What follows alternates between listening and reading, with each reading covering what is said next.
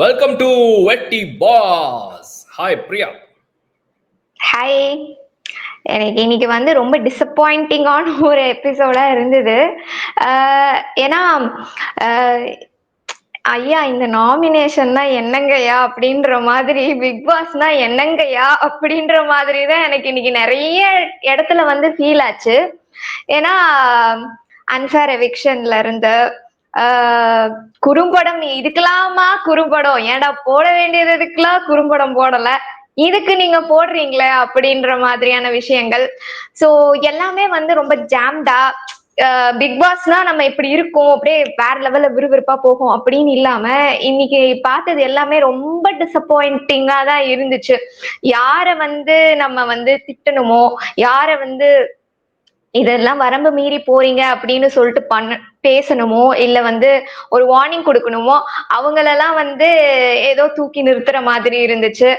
யாரெல்லாம் டிசர்விங்கோ அவங்களெல்லாம் வீட்டை விட்டு போங்கடா அப்படின்ற மாதிரி இருந்துச்சு. ஸோ எல்லாமே ரொம்ப கயாட்டிக்கா இருந்தது. அவர் சொன்னாரு, அமித் அவங்க எல்லாம் வந்துட்டு இருக்கும்போது தீபக் சொன்னார் ரொம்ப கயாட்டிக்கா இருக்கு அப்படின்னு சொல்லிட்டு. ஆக்சுவலி வந்து இந்த சீசனே அப்படித்தான் இருக்கு, தலைகீழா இருக்கு. ஸோ இன்னைக்கு எப்படி நீங்க ஃபீல் பண்ணீங்க? எனக்கு இப்படிதான் இருந்துச்சு.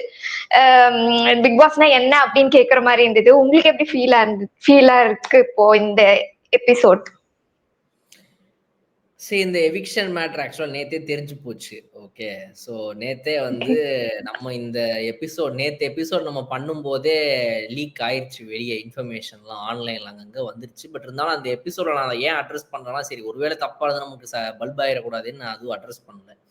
பட் அப்புறம் நம்ம ஷோலாம் முடிச்சுட்டு போகும்போது காலையில கிட்ட வந்துட்டு ஒரு ரொம்ப அஃபிஷியலாக இவங்கெல்லாம் சொன்னால் கரெக்டாக இருக்கும்பா அப்படின்ற ஆட்கள் கிட்ட இருந்து செய்தி வந்த உடனே எனக்கு ஷாக் ஆயிடுச்சு.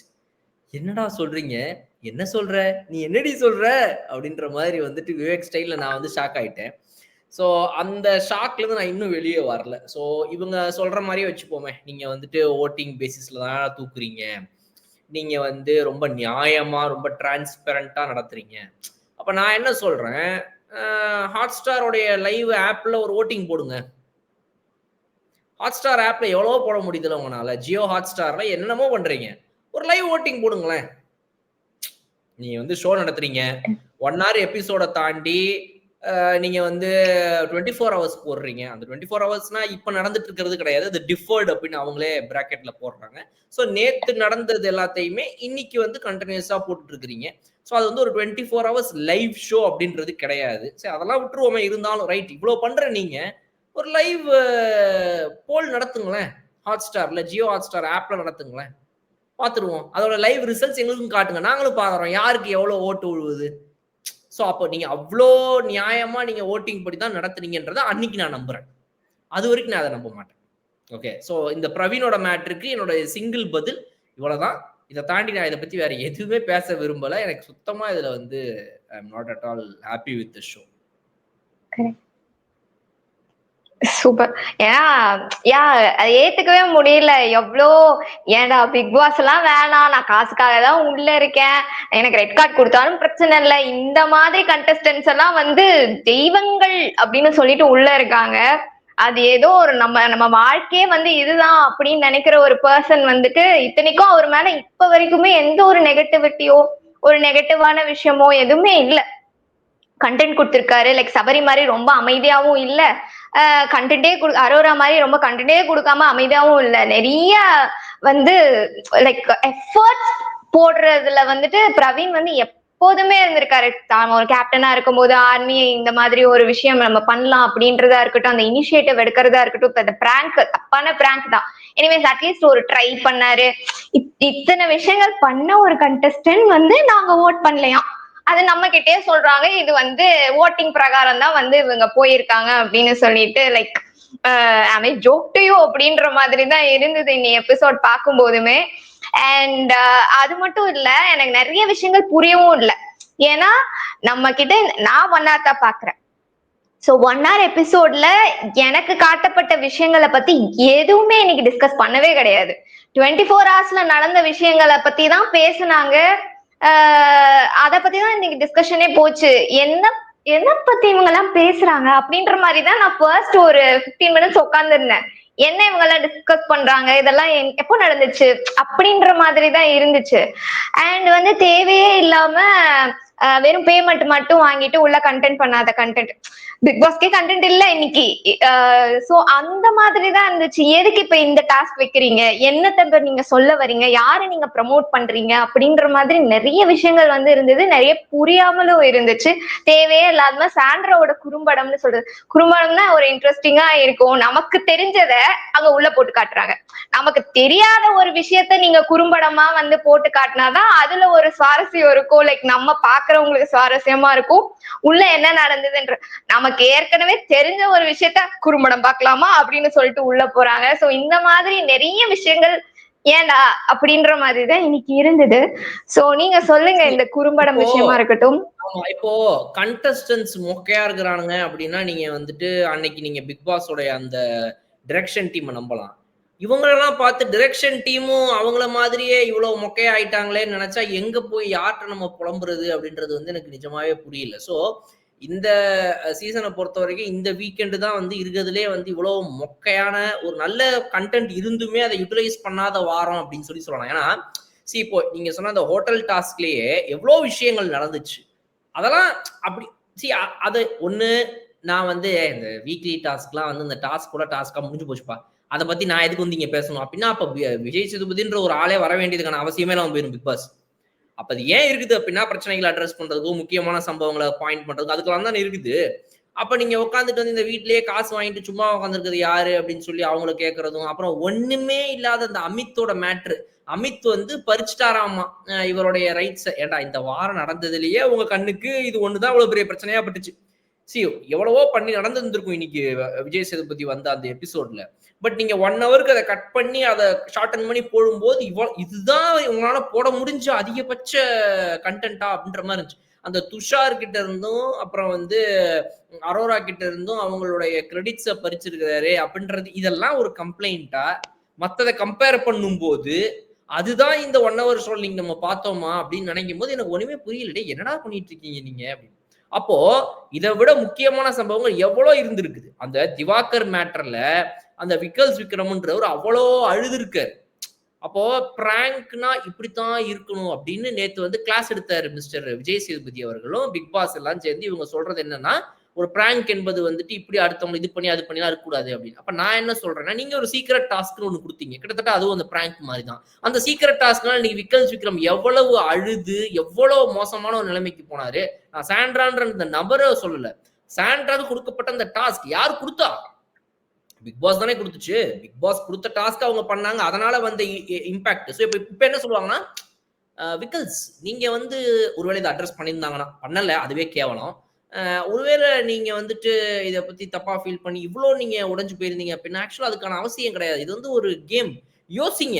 ஏன் இவங்க இப்படி பண்றாங்க, ஏன் அவங்க அப்படி பண்றாங்க, அதெல்லாம் யோசிக்கணும். நீங்க ஏன் இவ்வளவு டவுன் ஆயிட்டீங்க, கமான் அப்படின்னு சொல்லி விட்டுருப்பாங்க. ஏன்னா இது பிக் பாஸ் இனிஷியேட் பண்ண ஒரு சீக்ரெட் டாஸ்க். ஆனா இப்ப இதுவே வந்து ஒரு பிளேயர் பண்ணிருந்து அந்த பிளேயர் இனிஷியேட் பண்ண ஒரு விஷயத்தினால சாண்ட்ரா இப்படி பண்ணி அதனால இன்னைக்கு இந்த வீட்டுல இவ்வளவு பெரிய கயாஸ் நடந்திருந்தா, அந்த வியானா வந்து தேம்பி தேம்பி அந்த பொண்ணு அழுதா. அந்த அளவுக்கு அந்த பொண்ணு போயிட்டு இவங்கிட்ட சபரி கிட்ட என்ன வந்து அவ்வளோ அந்த பொண்ணு இமோஷனலா அட்டாக் ஆயிருக்கிறா. அந்த அந்த இவர் வந்துட்டு திவாகர் வந்து அவ்வளவு அஃபெக்ட் ஆயிருக்கு. என்னடா அது வேலை பண்ண நம்மளை வந்து இப்படி அசிங்கப்படுத்திட்டாங்களே, நம்ம இப்படி பண்றாங்களே அப்படின்னு சொல்லி அவ்வளவு பேர் இமோஷனலா அதுல அட்டாக் ஆயிருக்காங்க. அப்ப நேத்து எபிசோட்ல அந்த 3 பேர் பண்ண பிராங்க் அவ்வளவு பெருசா அட்ரஸ் பண்ண இந்த பிக் பாஸ் ஏன் இந்த எபிசோட்ல இன்னைக்கு இதை அட்ரஸ் பண்ணல? அதை அப்படியே விட்டீங்க. ஒரு குறும்படம் போட்டு காட்டு பிரேக் முடிச்சு வந்தா வேற டாபிக் போயாச்சு. யாரு வந்து இந்த வீட்டுல காசு வாங்கிட்டு சும்மா உட்காந்துருக்கா அப்படின்னு. நான் சொல்றேன், இந்த வீட்டுல காசு வாங்கிட்டு சும்மா உட்காந்துருக்கிறது பிக் பாஸோட டைரக்ஷன் டீம். எக்ஸாக்ட்லி அதான் உண்மை. சோ அது வந்து அட்ரஸ் பண்ணியிருந்திருக்கணும் இன்னைக்கு. அதை பண்ணல. பிகாஸ் இவங்க மேல இருக்கிற தப்பு தெரியக்கூடாதுன்றதுக்காக அப்படி பண்ணலையா அப்படின்றது ஒரு விஷயம். இன்னொரு சைடு வந்துட்டு சபரி தான் ஆக்சுவலா இதை கண்டுபிடிச்சாரு. அவருக்கான ஒரு கிரெடிட்டை கொடுத்துருந்துருக்கலாம். சபரி வந்து ஆக்சுவலா நிறைய பேர்கிட்ட போய் அவரோட கேப்டன்சி அவரோட மேனேஜர் பொறுப்பு வந்ததுக்கு அப்புறமா அப்ப எல்லாத்தையும் சொல்றாரு வீட்டுல. இந்த மாதிரி வந்து இது ஒருவேளை வந்து ஒரு டாஸ்கா இருந்து அந்த டாஸ்க்ல உங்க எல்லாரையுமே இப்படி பண்ணா நீங்க என்ன பண்ணுவீங்க அப்படி நினைச்சுக்கிட்டு ஆடுங்களேன். ஒருவேளை இது ஒருவேளை எனக்கு தோணுதுன்னு சொல்லிட்டு அவர் கிட்டத்தட்ட ஒரு 6-7 பேர்கிட்ட சொன்னாரு அவர். இந்த மாதிரி வந்து இது ஒரு டாஸ்கா இருக்க வாய்ப்பு இருக்கு. ஒருவேளை இவங்க இந்த வைல்ட் கார்டு கண்டஸ்டன்ஸ் 4 பேரும் சேர்ந்து அவர் வந்து ஃபுல்லா சாண்ட்ரா மேலன் போடல. அவர் வேற மாதிரி புரிஞ்சுக்கிட்டாரு. 4 வைல்ட் கார்டு கண்டஸ்டன்ஸ் அவங்க கூட ஹெல்ப் பண்றதுக்கு ஒரு கமருதீன் பிரவீன் இவங்கலாம் சேர்ந்து பண்ணாங்கன்னா எப்படி இருக்கும்னு நினைச்சு பாரு. அப்ப அந்த மாதிரி நினைச்சுக்கிட்டு இதை நீங்க அப்ரோச் பண்ணுங்க. இதை வந்து டென்ஷனா எடுத்துக்காதீங்க, விடுங்கன்னு சொல்லி வியானால இருந்து ஆரம்பிச்சு எல்லாருக்குமே ஓ அப்படியா இப்படி கூட இருக்க வாய்ப்பு இருக்கா அப்படின்னு அவங்கலாம் யோசிச்சு அப்புறம் தான் ஆக்சுவலா அந்த விஷயம் வந்து ஓரளவுக்கு அமைதி ஆச்சு. சோ அப்படிப்பட்ட ஒரு விஷயத்த வந்து தான் யோசிச்சிருக்கிறாரு அப்படிங்கும்போது வந்து நீங்க வந்து சபரிக்கு இதுல வந்து வாழ்த்துக்களை சொல்லலாம். அது இன்னைக்கு எபிசோட்ல ஒன்றும் பெருசா நடக்கல. பிரவீன்ன்ற ஒருத்தர் அவ்வளோ எஃபர்ட் போட்டிருக்காரு. நீங்க பாருங்க பிரியா, நான் ஏற்கனவே நேற்று எபிசோட்ல உங்களுக்கு சொன்னேன், நம்ம இன்னைக்கு எபிசோட்ல நிறைய கண்டென்ட் இறக்குவோம். ஒருவேளை இவங்க அநியாயமா ஏதாவது பண்ணானுங்கன்னா அப்படின்னு சொல்லி கண்டிப்பா இப்ப இறக்கிடுவோம் நம்ம. ஸோ அந்த அந்த கண்டென்ட்ல வந்து என்னன்னா எந்த அளவுக்கு இந்த கேம் வந்து பிரவீன்ன்ற ஒருத்தர் புரிஞ்சிருக்காரு அப்படின்றது நமக்கு தெரியும். அவ்வளோ இந்த கேம் அண்டர்ஸ்டாண்ட் பண்ணி அவ்வளோ புரிஞ்சுக்கிட்டு இத அப்படி ஆடுற ஒரு பிளேயரை நீ ஓட்டிங்கன்ற பேசிஸ்ல மக்கள் தான்ப்பா தூக்கி வெளியே போட்டாங்க அப்படின்னு. இதுக்கு ஒரு சப்ப கட்டு வேற எப்படி கட்டுறானுங்கன்னா, இவரு சொல்றாரு, ஹோஸ்ட் சொல்றாரு, இந்த மாதிரி வந்து நீங்க எல்லாருமே ஏன் உங்க ஓட்டை வேஸ்ட் பண்றீங்க, 8 ஓட்டு 10 ஓட்டு 12 ஓட்டுன்னு எல்லாரும் சேர்ந்து போட்டு இந்த வாரம் இருக்கிறதே சும்மா இருக்கிறது யாரு நீங்கன்னா யாரை சொல்லியிருக்கீங்க, அரோராவை சொல்லியிருக்கீங்க. ஆக்சுவலா அரோரா தான் போக வேண்டியது. ஆனா நீங்க யாருமே அரோராவை கவனிச்சு ஓட்டுல கொண்டு வராதனால இன்னைக்கு அரோரா போல, அதனால பிரவீன் போறாருன்னு இப்ப இவங்க அதை ஒரு மாதிரி நரேட்டிவ் செட் பண்றாங்க. நான் என்ன சொல்றேன், அரோராவை இவங்க எல்லாம் நாமினேட் பண்ணாம விட்ட கவனக்குறைவுங்கிறது தவறு. இவங்க எல்லாருமே சேர்ந்து 12 ஓட்டு 13 ஓட்டு வரைக்கும் ஒரு நபருக்கு இந்த வாரம் போட்டு தங்களுடைய ஓட்டை வேஸ்ட் பண்ணது தவறு. ஆனா இந்த இடத்துல இவரு என்ன ஸ்மார்ட்டா பிளே பண்றாரு, பிக் பாஸ் வந்துட்டு ஒரு ஓட்டு விழுந்தவன் கூட இந்த தடவை நாமினேட்டட்ரான்ற மாதிரி கொண்டு வந்துட்டாரு உள்ளுக்குள்ள. ஆனா அதை எதிர்பார்க்கறீங்க பார்க்கல. ஒரு ஜென்ரலா பிக் பாஸ் கண்டஸ்டன்ஸ் பொறுத்த வரைக்கும் ஒரு 3 ஓட்டு விழுந்துருச்சா அவ்வளவுதான் விடுறா. 4வதுக்கு அப்புறமா வரவங்க யாருமே பார்வதிக்கும் கமருதீனுக்கும் ஓட்டு திவாகருக்கும் ஓட்டு போட்டிருந்துருக்கவே கூடாது. 3 ஓட்டு வந்துருச்சு, கண்டிப்பா இவன் நாமினேஷன்ல உள்ள வந்துட போறா, இதுக்கு மேல எப்படி அவர் தப்பிக்க வாய்ப்பு இருக்கு அப்படின்ட்டு மூளையை பயன்படுத்தி இருந்திருக்கணும். அதை இவங்க பயன்படுத்தல. அது வந்து இன்னைக்கு அவர் அட்ரஸ் பண்ணது சூப்பரான விஷயம். பட் அதனால பிரவீன்ராஜ் உங்களுக்கு வந்து பகடக்காயா இன்னைக்கு நீங்க பயன்படுத்துறதுங்கிறது நான் ஒத்துக்கவே மாட்டேன். அகைன் உங்களுக்கு அப்படியே நீங்க பிரவீன்ராஜை வந்து மக்கள் ஓட்டு போட்டு தான் அனுப்புனாங்கன்றதை நிரூபிக்கணும் அப்படின்னா ஹாட் ஸ்டார்ல லைவா நீங்க வந்து உங்களுடைய ஓட் கவுண்டிங்க அடுத்த வாரத்துல காட்ட ஆரம்பிங்க. அப்ப நான் ஒத்துக்கிறேன் இந்த நடக்கிறது எல்லாமே வந்து நியாயமானதான் நடக்குது அப்படின்னு. சரி, அதுல கூட இவங்களால ஏமாத்த முடியும்னே வச்சுப்போமே. பட் அட்லீஸ்ட் அதை நடத்துங்கன்னு நான் சொல்றேன். அதுதான் என்னோட பாயிண்ட். மற்றபடி இன்னைக்கு டேல வந்து இவங்க பண்ணதுல எதுவுமே வந்து அப்ரிஷியேட் பண்ற மாதிரியும் இல்ல, வெறுப்பு வர மாதிரி தான் இருந்துச்சு அப்படின்னு சொல்லி சொல்லலாம். ஏன்னா ஓப்பனா ஒரு விஷயத்த கரெக்டா விஜய் சேதுபதி எதுக்குன்னு அட்ரஸ் பண்ணாரு. அதை இன்னும் ஸ்ட்ராங்கா ஓப்பனா பெருசா பேசியிருந்திருக்கணும். அதுவும் மிஸ் ஆச்சு. என்னன்னா திவாகர்ட்ட கேட்கிறாரு, நீங்க வந்து ஒரு மேனேஜர் சொன்னதை நீங்க ஏன் கேட்கல, மேனேஜர் உங்க டீம் மாறுங்கன்னு சொல்றாரு, ஏன் மாறலன்னு பேசினாரு. பட் ஆனா அந்த விஷயத்துக்கு நல்லா பேசியிருந்திருக்கணும். வியானாவை கூப்பிட்டு இருந்திருக்கணும். வியானாட்ட கேட்டிருந்திருக்கணும், என்ன வியானா நீங்க வந்து ஒரு டாஸ்க் பண்றீங்க அப்படின்னா உங்க டாஸ்க்ல உங்ககிட்ட கொடுக்குற வேலையை நீங்க பண்ணணும். பக்கத்துல இருக்கிற எம்ப்ளாயியை வேலையை விட்டு தூக்கணும், நாங்களும் வேலையை விட்டு நிற்போம். இதுன்றதெல்லாம் என்னது இது? நீங்க இந்த மாதிரி ஒரு இடத்துல பண்ணணும். நீங்க ஒரு வேலைக்கே நாளைக்கு போறீங்க. படத்துல வேணா நம்ம பார்த்துருந்துருக்கலாம். 1990கள்லயும் 2000 ஸ்டார்டிங்ல கேடிவில வந்த படங்கள்ல எல்லாம் வந்துட்டு லேபர் யூனியன் சொல்லிட்டு ஒரு 100 பேர் 200 பேர் வெளியே போய் நிப்பாங்க. அப்புறம் வந்து ஹீரோயினுடைய அப்பா வந்துட்டு டக்குன்னு எல்லாரையுமே வந்து சரி நான் இங்க கேட்கறத பண்ணித்தரேன் அப்படின்னு சொல்றது, இதெல்லாம் அடுத்த விஷயம். இந்த ஸ்ட்ரைக் எல்லாம் விட்டுருவோம். நான் அதுதான் அன்னைக்கு எபிசோட்லயே சொன்னேன். அதிகபட்சம் நம்ம சண்டை போடலாம், ஸ்ட்ரைக் பண்ணலாம், அதை தாண்டி எதுவும் பண்ண முடியாது. நம்ம வேலைக்கு போய் தான் ஆகணும். நம்ம வேலைக்கு போய் தான் ஆகணும்ன்றதை தாண்டி நான் நீங்க சொல்றத ஒபே பண்ணவே மாட்டேன்னு சொல்லிட்டு உங்களை மீறி நீங்க ஓபன் பண்ணாத ஹோட்டலை நான் வந்து ஓபன் பண்றேன் இப்படின்னு ஆக்சுவலா இமோஷனலா யோசிச்சா வியானா பண்ணதான் ரொம்ப சரியா படும். பட் நீங்க கேமா டாஸ்கா உங்க ரோல் என்ன, மேனேஜர் சொல்வதை கேட்க வேண்டும். Manager if says you are fired, you are fired. அது எப்படி நீங்க இல்லைன்னு ஒத்துக்கிட்டு அங்கேயே நிப்பீங்க? இல்ல நான் போக மாட்டேன்னு எப்படி சொல்லுவீங்க? இது எனக்கு புரியல இது. அப்ப இதெல்லாம் எப்படி விஜய் சேதுபதி நீங்க பேசவே இல்லை? அதான் நீங்க கேட்ட விஷயங்கள். அதாவது ஏன் எவ்வளவோ விஷயங்கள் இருந்துச்சு, ஏன் கேட்கல நீங்க சொன்னதெல்லாம் இதை பத்தி தான் நான் புரிஞ்சுக்கிறேன். சோ அப்ப அந்த மாதிரி ஒரு ரோல் கொடுத்துருக்காங்க. உங்களுடைய அப்பர் உங்களுக்கு மேல இருக்கக்கூடிய உங்களுடைய லீட்ஸ், உங்க ஹெட் என்ன சொல்றாங்களோ அதை ஒபே பண்ணணும். கூட சேர்த்துட்டு மத்தவங்களையும் சேர்த்துட்டு நான் போக மாட்டேன், நான் பண்ணுவேன். இந்த வியானா ஆர்வ கோளாறுல பண்ணது எல்லாமே இமோஷனலா பார்த்தா சூப்பரா இருக்கும். ஆனா யோசிச்சு லைட்டா கேம்னு பார்த்தா அது எல்லாமே அவங்க ஆடுறது தப்பு அப்படின்றதெல்லாம் இன்னைக்கு அட்ரஸ் பண்ணப்பட்டிருந்திருக்க வேண்டும். பட் அது எதையுமே பண்ணாம அரோரா எஃப்ஜே அமித் மேல வச்ச கம்ப்ளைண்ட் ரொம்ப பெருசா கேட்டு அதுக்கு என்னமோ ஒரு வந்து தீபக்க வேற சும்மா அங்க இருந்து செட்டுக்குள்ள உள்ள கூட்டிட்டு வந்துட்டு ஆர்ம்ஸ் நல்லா இருக்கு, பைசப்ஸ் நல்லா இருக்கு, 6 பேக் வைங்க, சரி ரைட் சொல்லுங்க என்ன சொன்னாங்க அப்படியா ரைட் ஓகே சாட்சி கூண்ட விட்டு இறங்கலாம்ப்பா அப்படின்ற மாதிரி இது ஏதோ வந்துட்டு இவங்க வச்சுக்கிட்டு எனக்கு என்ன பண்றதுன்னு எனக்கு நிஜமா புரியலங்க. இது ஒன்றும் புரியல. Right okay. பிரியா எனக்கு வேற எதுவும் நிஜமா எனக்கு வேற எதுவும் இல்ல பிரியா. இல்ல விஜய் இல்ல சொல்றேன். விஜய் பார்வதி இந்த வாரம் ஆடின ஆட்டத்துல இருந்து இப்ப நாளையில இருந்து எப்படி மாறுறாங்கன்னு மட்டும் நீங்க பாருங்க. ஏன்னா இப்ப இந்த வீக்கெண்ட்ல வேற வந்து வீக்ல வந்து பெஸ்ட் பர்ஃபார்மருக்கு ஓட்டு போட்டு விட்டானுங்க.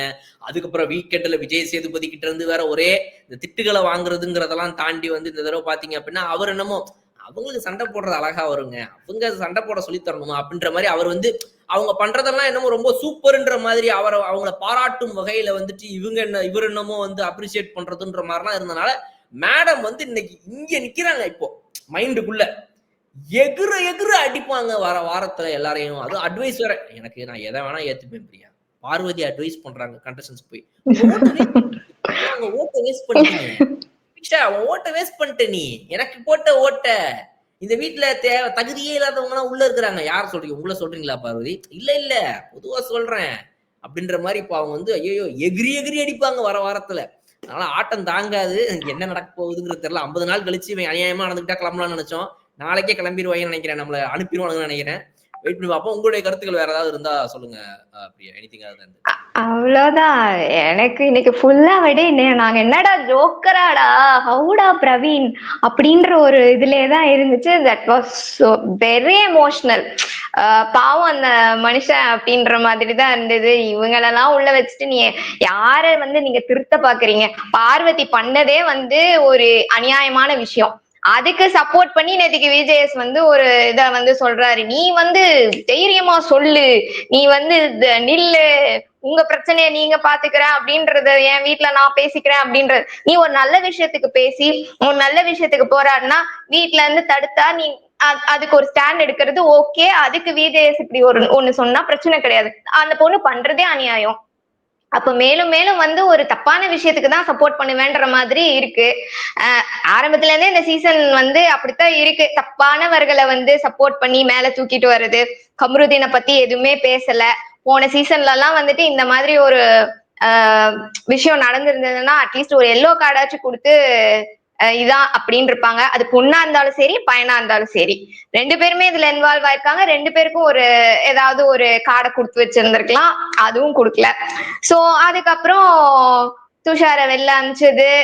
எல்லாருமே வந்துட்டு ஒரு மாதிரி ஏன்னா நான் துஷாரை ஏன் மென்ஷன் பண்றேன்னா டான்சர். நான் லாஸ்ட்ல தான் பாக்குறேன், ஓ டான்சரா இந்த பையன், அதெல்லாம் வெளில காட்டவே இல்லையடா அப்படின்ற மாதிரி இருந்து ஹோட்டல் டாஸ்க்ல தான் வந்து நான் பார்த்தேன். சோ இந்த மாதிரி வந்து டேலண்டட் பீப்புள்லாம் ஆக்சுவலி உள்ள இருக்காங்க. பட் அவங்களை எக்ஸ்போஸே பண்ணல. 1 hourல அது பண்ணலையா, 1 hourல அதை காட்டலையா அப்படின்னு எனக்கு தெரியல. பட் ஆனா பிரவீனா இருக்கட்டும், துஷாரா இருக்கட்டும், இவங்க எல்லாமே டேலண்டட் தான். அரோரா எனக்கு தெரிஞ்சு என்ன டேலண்ட்னு எனக்கு தெரியல. பார்வதி சூப்பர் ஸ்பீக்கர், ஆனா அதை வந்து ரொம்ப நெகட்டிவ் வேல பண்றாங்க. அதை இதுக்கு மேல திருத்திப்பாங்களான்னு எனக்கு தெரியல. ரம்யா கிட்ட டேலண்ட்ஸ் இருக்கு, ஆனா அவங்க அந்த சிம்பத்தி கேமை தான் பிளே பண்றாங்க. சோ ரியல் டேலண்ட்ஸ் நான் இது மூலியமா ஏதோ ஒரு அடுத்த கட்டத்துக்கு போகணும்னு நினைக்கிறவங்க எல்லாம் வெளியில போய்கிட்டே இருக்காங்க. எதுவுமே எனக்கு என்ன பண்றதுன்னு தெரியல. நான் ஏதோ இருக்கேன் அப்படின்றவங்க எல்லாம் உள்ள வந்து ரீடைன் பண்றதுக்கான பிளான்ஸா இருக்கு. சோ இதெல்லாம் வந்து இந்த சீசன்லயே ரொம்ப புதுசா இருக்கு. நான் அதான் ஸ்டார்டிங்லயே சொன்னேன், பிக் பாஸ்னா என்னங்க ஏன்ற மாதிரிதான் எனக்கு இப்ப இந்த சீசனே வர வர போய்கிட்டு இருக்கு. So that's it. சொல்வதற்கு ஒன்றும் இல்லை இந்த சீசன் 9. அதாவது இப்ப இது மூலமா நீங்கள் தெரிந்து கொள்ள வேண்டிய விஷயம் என்னவென்றால், ரம்யா ஜூ அப்படின்னு இந்த வீட்டுக்குள்ள இருக்கிற ஒருத்தவங்க சூப்பரா கேம் ஆடிட்டு இருக்காங்க. அதனால ஞாபகம் வச்சுக்கோங்க, அவங்க வந்து பிரவீனை விட பெட்டரா கேம் ஆடிட்டு இருக்காங்க. அதை மக்கள் புரிஞ்சுக்கிட்டு ரம்யா ஜூக்கு அவ்வளவு பேர் ஓட்டு போட்டு அவங்களை காப்பாத்த மக்கள் நினைச்சிருந்திருக்காங்க. ஆனா பிரவீனுக்கு மக்கள் யாரும் ஓட்டு போடல. ரம்யா வந்து இந்த இதுல எவிக்ஷன்ல இருந்தாங்களா இல்லையா? நாமினேஷன்ல இருந்தாங்க இருந்தாங்க இருந்தாங்க இருந்தாங்க. பார்க்காம ஓட்டுனோம். ஏன் டிவில ஒருவேளை வரலையோன்னு நினைச்சேன், அதனால கேட்டேன். அதான் தெரியல. அதான் எல்லாம் இந்த கொசுறு மாதிரி இருக்கிற விஷயங்கள்லாம் ஹைலைட் ஆயிடுச்சு. ஃபார் எக்ஸாம்பிள் இந்த அமித் மேட்டர், அதெல்லாம் ஒண்ணு நடந்துச்சா அப்படின்ற மாதிரி இருந்துச்சு. அதெல்லாம் ஹைலைட்டடா பேசுனாங்க. ஆனா எதெல்லாம் வந்து ஹைலைட்டடா இருக்கணுமோ அதெல்லாம் விட்டுட்டாங்க. சோ இட்ஸ் டோட்டலி டிசப்பாயிண்டிங் தான். பாப்போம். Right, okay. வெயிட் பண்ணி பார்ப்போம். அடுத்தடுத்து இன்னும் அநியாயங்கள் எவ்வளோ நடக்குது, எவ்வளோ சூப்பர் சூப்பரா இந்த மாரிலாம் எவிக்ஷன் பண்ணி இவனுங்க வந்து நம்மள வெறுப்பேத்துறாங்க அப்படின்றதெல்லாம் வெயிட் பண்ணி பார்ப்போம். Thank you so much for joining Priya. நாளை சந்திப்போம். Bye bye. Take care. Bye. Good night.